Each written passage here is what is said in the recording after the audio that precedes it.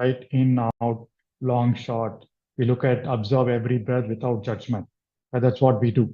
As we do that, we start experiencing our body. Our breath travels through our body. We feel different sensations, different parts of our body, right? So as we continue to do that, that is the first stage of Anapanasati meditation. And then for a lot of us, as we continue to experience those energy movements, right? In Patriji's and in PSSM language, we talk about energy flow. A lot of us have the shaking movements and things like that, right? And then we experience the joy and bliss. And then we start experiencing different experiences, visions, thought formations, right? We experiencing pleasure, we experience anger. Oh my God, this is good or bad. And then over time, the joy and the bliss calm down. Over time, those experiences come down, right? And then we start observing our mind. We get to a state of absolute no thought, which is gladdening the mind, steadying the mind, and liberating the mind. And once we are in that no thought state, we start getting some insights. Then we feel, oh my God, why was I hanging on to that thing? It will go away one day. Why am I craving for something? Right? It is temporary, right? All those illusory stuff we start getting. So these are, I mean, we cover these in depth in an Anapanasati course, but for now, all we need to understand is, thankfully, to Maitreya Buddha, Brahmarshi Patriji, we are all practicing right concentration. We are also practicing right mindfulness. All right. So that is about the eightfold path. Right understanding or right view, right thought, right understanding or right view, right thought or right intention, right speech, right action, right livelihood, and then right effort, right concentration, and right mindfulness. All these work together. Let's talk about a couple of minutes about applying this into our life, right? So I'm sure some of you might have heard about Florence Scovel Shinn. I mean, she's she written books maybe 40, 50 years ago. And she talks about something called the square of life. Square of life, to be happy, we need to be having these four things in balance: health, wealth, love or relationships, and self-expression. Four things.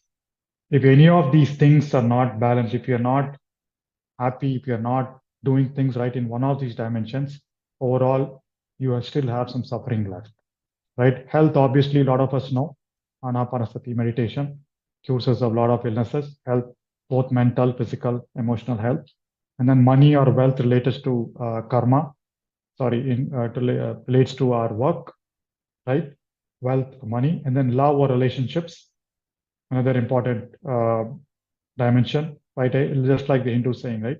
And self-expression. All of us are endowed with some abilities, some strengths, some unique qualities, our talents. Again, Patriji says we're all born here for a purpose. The purpose is to utilize our talents for the cause of others.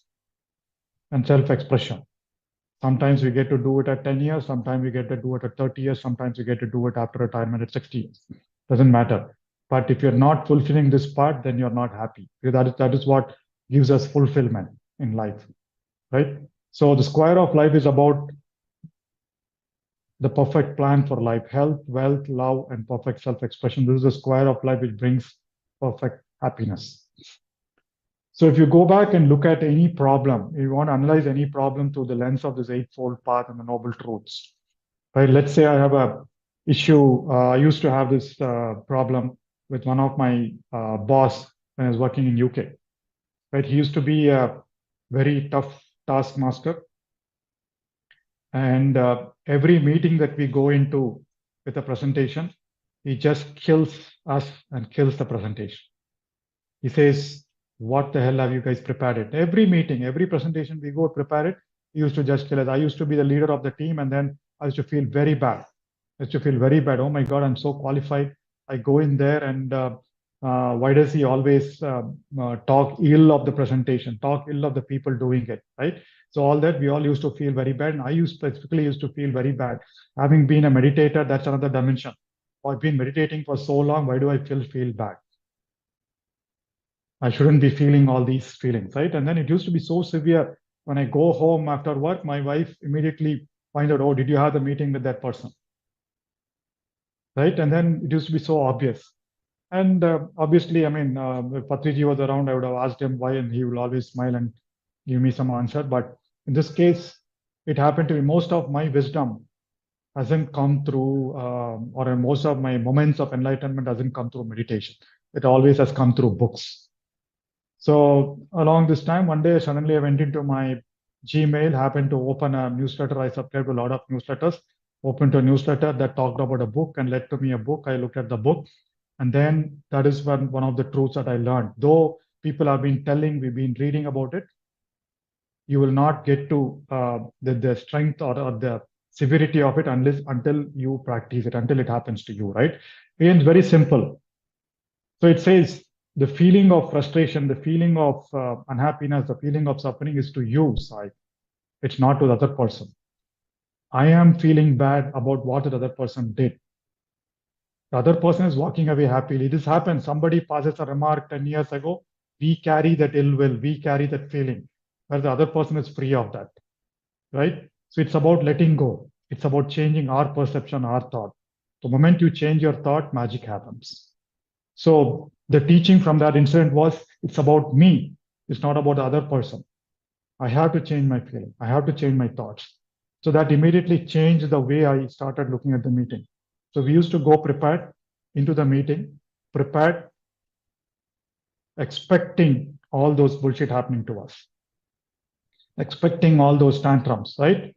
And then there were days which we came out better because though all the things happened, we were expected that, oh, we used to grade, oh, it didn't happen as much as last week. We used to joke, it didn't happen as much as last week. This week it's okay, right? So that is the kind of playfulness that we need to get into. That is right thought. That is right understanding. That is right action. We're not feeling bad, right? So that is right wisdom. And then magic happened. Within 3 months, this particular manager of mine who used to trouble all of us, he got transferred to a different department. Right? So that is how Patriji says you create your reality. Due to my thoughts, due to my beliefs, I created this person more for my learning. And Patriji again says that, right? Every event, every discomfort that happens to you is there to teach you a lesson.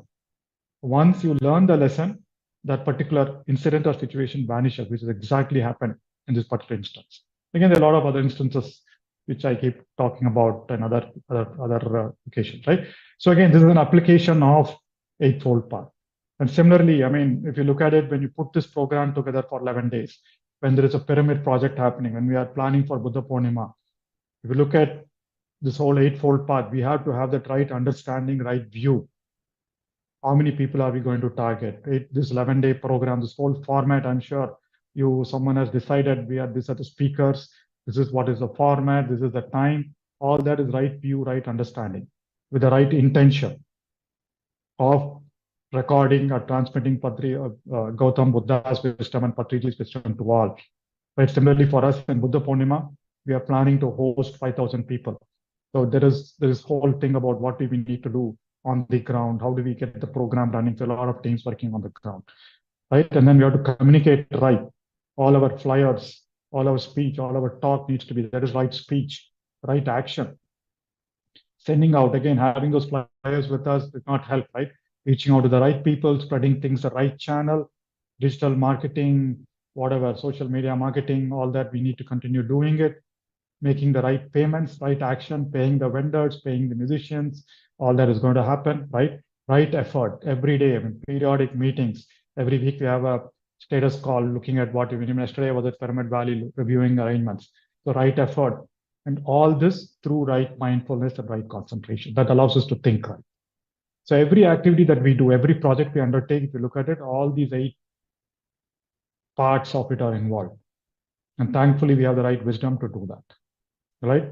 I know I probably may be a bit over time. I know you wanted to stop 10 minutes early. So with that, let me stop my talk about this Eightfold Path. I hope it was useful, my dear friends, and thanks very much PSSM Australia and the team for providing me this opportunity. And I always keep talking a lot, and it was wonderful sharing this wisdom to you.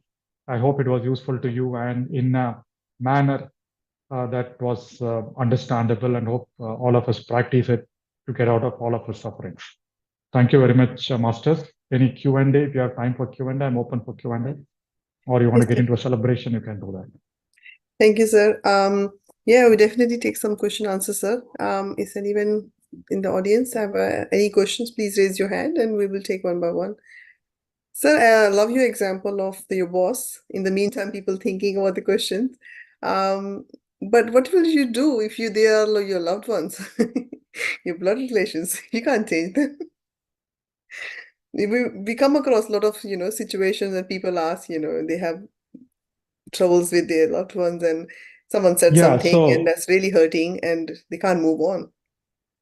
Yes. So again, the situation changes. I mean, the person may not move on, but the situation changes. But I keep talking about a very similar example with my dad, right? So obviously I can't change my dad. So when initially when we were working in the US, the initial few years, me and my wife used to be there. He didn't like us going to the US. And in those days, we make this weekly customary call to my parents at home to inquire about them, right? My mom used to talk well, but when my dad used to pick up the phone, he used to be talking very dreadfully in the sense. I mean, he used to give us the feeling, again, it could be me. He gave us the feeling that, oh, you left us and went and things like that, right? Though he was staying with my brother. So I used to be dreading those Sunday calls when I was making those calls, right? Every time it used to be a pain and for me.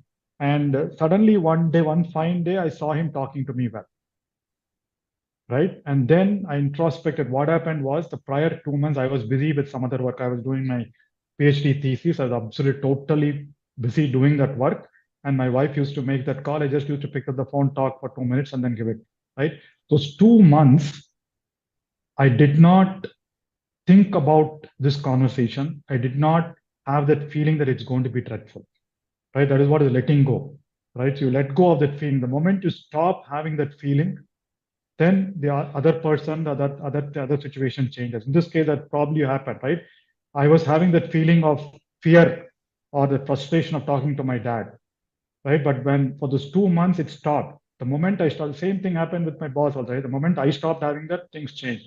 So in this case, same thing, the situation changed because the person changed, right? For whatever reason, I don't know, right? So maybe it was time, things like that, but he started talking well. The same thing would happen to a loved one, right? So things would change. The person I've heard examples of people talking about it, right? Things change. The person suddenly changes. Person who was cribbing suddenly either keeps silent. One thing is that as long as the moment it starts causing hurt to you, Patriji talks about adbhavam tadbhavati, right? So you attract who you are, what you are. If I am frustrated, if I am fearful, I always attract people who are always causing it. Right? In this case, that's what happens. But I'm sure even for loved ones, there is a example for that. Yeah, makes sense. Thank you, sir. No questions, I guess. I think everybody is very satisfied with the Eightfold Path. Sir, I have another question. I can take I can ask million questions. I think is the